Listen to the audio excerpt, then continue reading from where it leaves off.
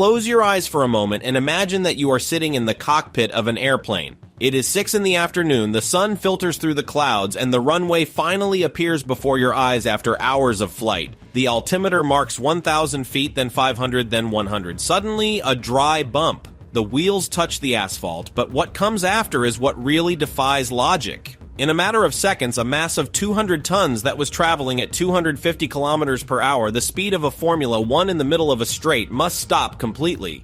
The violence of the deceleration pushes you against the belt, the engines roar with a different tone, a low and deep sound, and the plane shakes as if it were fighting against an invisible force. The question is inevitable. How is it possible to stop something so big, so heavy, and so fast in just a few seconds and with millimetric precision? The answer is not in a single system, but in a perfect choreography where three giants work in unison to tame the wildest energy. Let's go there. The problem: 200 tons in motion. To understand the challenge, we must start at the beginning, the energy. When a plane like a Boeing 737 with a weight close to 65 tons empty and up to 80 with passengers, fuel, and luggage flies at 250 kilometers per hour, it accumulates a quantity of kinetic energy simply monstrous.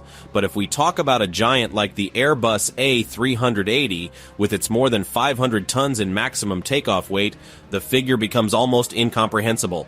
To put it in perspective, the energy that must be dissipated when landing a commercial plane is equivalent to that of a family car launched against a wall at more than 1,000 kilometers per hour, or to that of several hundred cars crashing simultaneously. That energy does not disappear by magic art.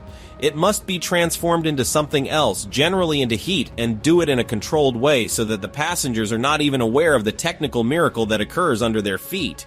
To achieve it, the engineers have designed 3 independent but perfectly synchronized systems. Each one has a specific mission, and together they form an unbeatable alliance against inertia. On one side are the spoilers or air brakes, those surfaces that rise over the wings as if the plane wanted to play dead. On the other, the thrust reversers, which convert the engines into giants that push backwards. And finally, the heart of the system, the disc brakes, housed in the wheels of the main gear, capable of withstanding temperatures that would melt conventional steel. None of them could do the job alone, but together they achieve the impossible: to pass from flight to rest in the space of a runway of a few kilometers. The first to act, the spoilers destroy the lift. The first movement of this choreography occurs on the wing, and it is perhaps the most counterintuitive for those who do not know the physics of flight. In the exact moment in which the wheels touch the runway, some metallic surfaces located in the upper part of the wings rise abruptly. They are the spoilers, also called air brakes. For the untrained eye, they seem simply plates that offer resistance to the air, as if the plane wanted to brake with the wind. But that is not their main function, nor by far the most important. The true work of the spoilers is to destroy the lift. During the entire flight, the wings have been generating a force upwards that kept the plane in the air. That force is the lift, and it is wonderful when you want to fly, but it is an enemy when you want to land. If the wing continues generating lift after contact with the runway, the plane will tend to float, to bounce, to want to take off again. It is as if you tried to brake a car with the handbrake while someone lifts the wheels from the ground with a jack. The brakes have nothing to grab. By rising, the spoilers interrupt the flow of air over the wing, breaking the suction that generates the lift. The wing suddenly stops being a wing and becomes a flat and dead surface. All the weight of the plane, those 200 tons, is transferred instantly to the wheels. It is as if the plane stuck to the asphalt by its own weight, ready for the brakes to do their job. Without the spoilers, as powerful as the brakes might be, the plane would skid over the runway without the capacity to stop. They are the first link in the chain, the one that prepares the terrain for everything else. The giants that push backwards, thrust reversers. Barely a second after the spoilers do their job, the passenger hears a different roar, deeper and lower than that of the engines in flight. It is the sound of the thrust reversers entering into action. If you look through the window in that moment, you could see some metallic structures that open in the rear part of the engine nacelles, as if the engine were unfolding in 2 halves. The principle is simple in concept, but complex in execution. The engines of a modern plane, the high bypass turbofans, work by sucking a huge amount of air from the front and expelling it from the back at great speed. That jet of air towards the back is what generates the thrust that impels the plane forward. The reversers, by means of some gates that deploy, divert that jet of air forward and to the sides. Instead of pushing the plane forward, the air now pushes it backwards. It is as if the engine turned around but without moving from its place. It is important to understand that in modern engines, not all the air is reversed. The hot core, the central part of the engine where the fuel is burned, continues expelling gases backwards. What is reversed is the air from the fan, that giant and noisy propeller that you see in the front part of the engine and that moves the major part of the air. This design avoids that the hot gases and the possible remains of combustion be redirected towards the fuselage or towards the runway, which could cause damage or dangerous re-ingestions. The effectiveness of the reversers is brutal. Depending on the plane and the type of engine, they can provide up to 50% of the total braking force during the landing run. And they do it without wearing out any piece by friction, only using the force of the air. It is an incredibly valuable resource, especially on short or wet runways where conventional brakes might not be sufficient. That roar that you hear is not the engine complaining, it is the giant pushing backwards with all its fury to help you stop. The heart of the system, the carbon disc brakes. But if the spoilers prepare the terrain and the reversers push backwards, it is the brakes that do the dirty and hard work. And here the technology has given an abysmal leap compared to what we see in cars. The brakes of a commercial plane are not made of steel. They are made of carbon, a material of ceramic origin that has almost miraculous properties for this application. A typical airplane brake is a set of multiple stacked discs like a multi-story sandwich. Half of those discs, the rotors, turn together with the wheel. The other half, the stators, remain fixed on the axle.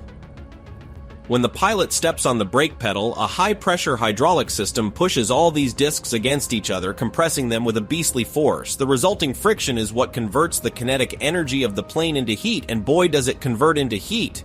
During a normal landing, the carbon discs can reach temperatures of 500 to 800 degrees Celsius. In emergency landings or with a lot of weight, they can exceed 1,000 degrees. For you to get an idea, conventional steel at that temperature deforms, loses properties, and simply stops braking. Carbon instead becomes more efficient as it heats up within certain limits. It is because of that if you have seen a plane land and you have looked at the wheels, it is possible that you have seen the discs red hot, glowing as if they were lava. That image, which could seem like a mechanical failure, is in reality the proof that the brakes are doing their job, absorbing and dissipating that monstrous energy. But heat is also the greatest enemy. If the brakes overheat, they can damage the wheel bearings, the tires, and even the landing gear itself. Because of that, planes carry temperature sensors in the brakes, and pilots receive information about the thermal state after each landing. In some cases, if the temperature is too high, they must wait before taking off again, or even request ground assistance to cool the brakes with pressurized air. In addition, all this system is controlled by an anti-lock system, similar to the ABS of cars, but much more sophisticated. When a plane lands and applies the brakes, the wheels can tend to lock, especially on wet runways. If a wheel locks, the tire stops rolling and begins to slide over the asphalt. In a fraction of a second, the friction can burn the rubber and blow out the tire, leaving the plane with a serious problem. The anti-lock system detects when a wheel is about to lock and releases the braking pressure in that specific wheel 100 times per second, allowing it to continue turning and maintaining control. It is a microscopic dance of pressure and release that occurs without the pilot or the passengers perceiving it, but that is essential for safety. At the end of the landing, when the plane already rolls slowly towards the terminal, the brakes are incandescent, the reversers have closed, and the spoilers have returned to their place. The energy of 200 tons launched at 250 kilometers per hour has been tamed, transformed into heat and dissipated into the air. And everything has occurred in less than 1 minute with a precision and a reliability that only aeronautical engineering can offer, but this is only the first part of the story. The braking system has more secrets, more layers of safety, and more technology waiting to be revealed. Let's see them. The brain that coordinates, the automatic braking computer. Until now, we have seen the three great actors of this choreography, the spoilers killing the lift, the reversers pushing backwards, and the carbon brakes absorbing the infernal heat. But if each one acted on its own without a director of the orchestra, the result would be chaotic. Fortunately, modern planes have a brain that coordinates the entire process with millimetric precision, the automatic braking system, or auto brake. Before landing, during the last minutes of approach, the pilots select on a small knob in the cockpit the level of deceleration that they desire for the landing. The options are usually 3, low, medium, and high, although some planes have a maximum mode for emergencies or very short runways. This selection is not arbitrary, it depends on the length of the runway, the meteorological conditions, and the weight of the plane. If the runway is long and dry, the pilot can choose a low deceleration for a smoother and more comfortable landing. If the runway is short or is wet, he will select a high deceleration to stop as soon as possible. Once the wheels touch the runway and the sensors confirm that the plane is firmly on the ground, the auto brake enters into action. The computer monitors constantly the speed of the plane and applies the braking pressure necessary to maintain the selected deceleration rate, independently of the weight or the conditions of the runway. If the brakes are cold and respond well, the pressure will be moderate. If the brakes heat up and lose some efficacy, the computer increases the pressure to compensate. If the thrust reversers are working at full performance, the system reduces slightly the braking pressure to avoid an excess of deceleration that could discomfort the passengers or subject the plane to unnecessary tensions. The auto brake is also integrated with the spoilers. If for some reason the spoilers do not deploy completely, the computer detects it and adjusts the braking pressure to compensate for the lack of weight over the wheels. It is a redundant and deeply intelligent system, designed so that, even in the worst conditions, the deceleration is constant, predictable, and safe. The pilot can, at any moment, override the automatic system by stepping on the brake pedals manually, but in the vast majority of landings, the auto brake does the work alone, releasing the crew so that they concentrate on other critical tasks, such as maintaining the plane centered on the runway or preparing for a possible evacuation. The invisible limit: why tires do not explode. While the carbon brakes work at temperatures of hell, there is another component subjected to a stress just as brutal: the tires. 4, 6, 8, or even 16 wheels, depending on the plane, that at the moment of landing pass from being turning freely in the air to supporting in a fraction of a second the weight of dozens of tons and a rotation speed that passes from 0 to more than 1,000 revolutions per minute in an instant. The question is mandatory: how is it possible that they do not burst like popcorn? The first answer is in the gas that inflates them. Airplane tires are not filled with compressed air like those of a car, but with pure nitrogen. Normal air contains oxygen, and oxygen at high temperature and pressure is highly reactive. In a tire that can reach temperatures close to 100 degrees Celsius only by friction with the runway, and that also receives the radiant heat of the red-hot brakes, the oxygen could cause an internal combustion or an accelerated degradation of the rubber. Nitrogen, being an inert gas, eliminates that risk. In addition, nitrogen is more stable before changes of temperature, which means that the pressure inside the tire varies much less than with air, something crucial to maintain performance in extreme conditions. The second secret is in its construction. An airplane tire is not a simple piece of rubber, it is a structure of engineering with layers of steel, nylon, and Kevlar designed to support loads that would make any car tire implode.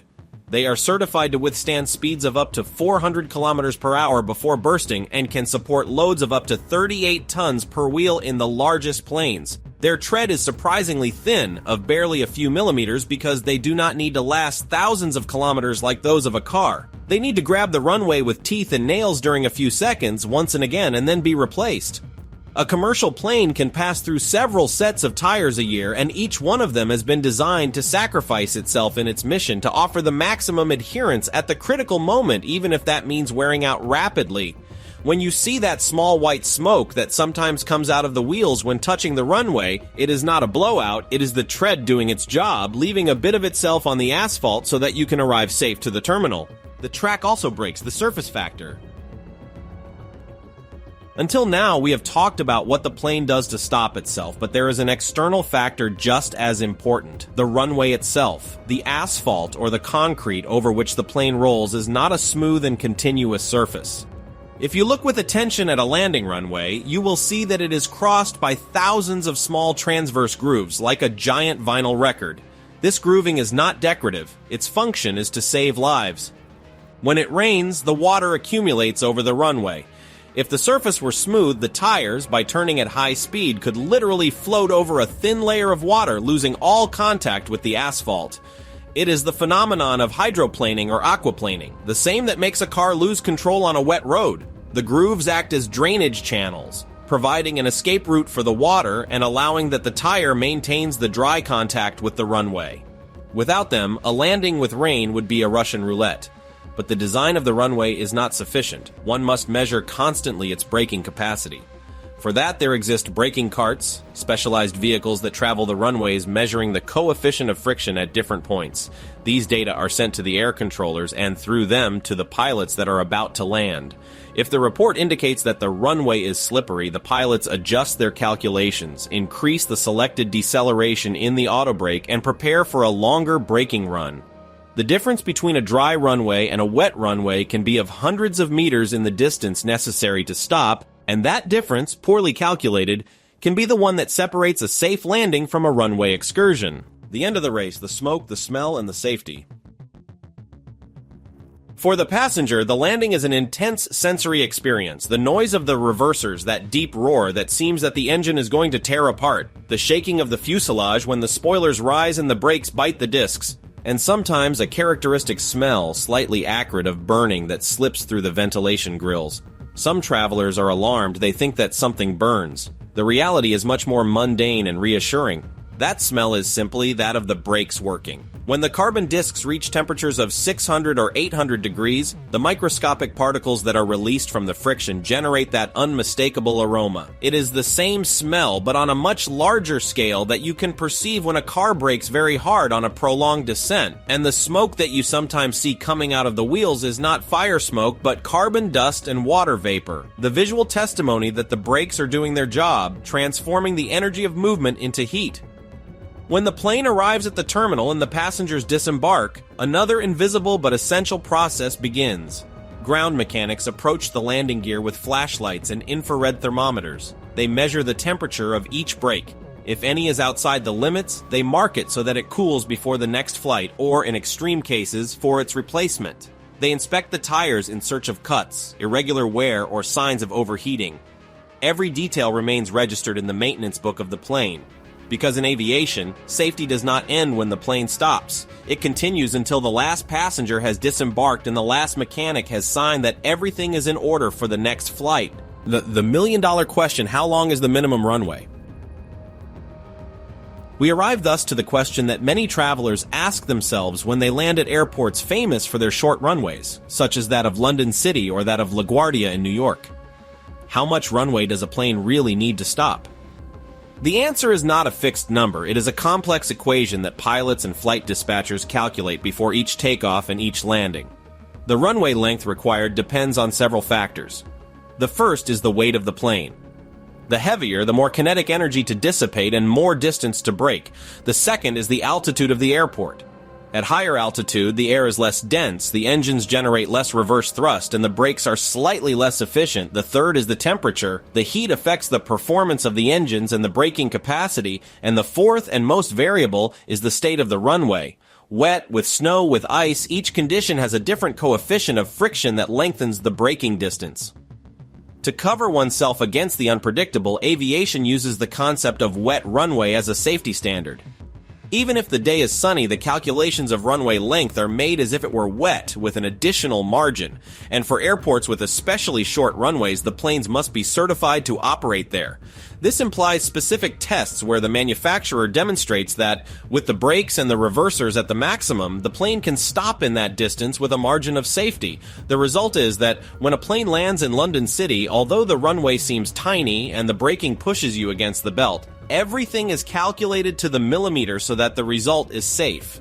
The next time you fly and you feel that pull of the brakes, that roar of the reversers, and that slight smell of burning, remember everything that is occurring under your feet. Remember the red-hot carbon discs, the nitrogen tires grabbing the grooved runway, the computers adjusting the pressure 100 times per second, and the pilots ready to take control if something fails. To stop 200 tons launched at 250 kilometers per hour is not a miracle. It is engineering, it is redundancy, it is training, and it is an obsession for safety that has no equivalent in any other means of transport.